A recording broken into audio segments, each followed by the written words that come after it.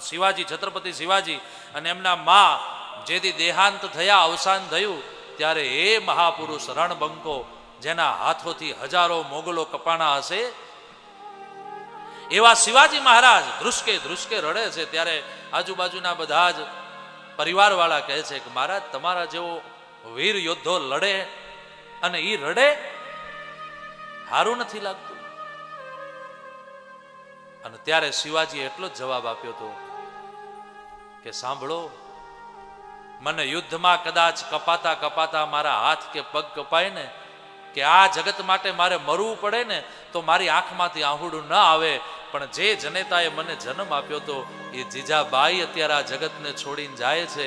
એ જીજાના મોઢે હું શિવો સાંભળતો હતો ને, એ શબ્દ હવે કોના મોઢે સાંભળીશ, એટલા માટે હું રડું છું.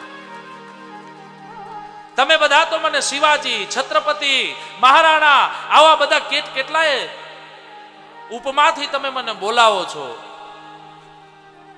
પણ શિવા બેટા તે ખાધું, એ શિવો કેનારી જે હતી ને જનેતા જઈ રહી છે ને, એનું આજ મને દર્દ છે, એનું દુઃખ છે મને.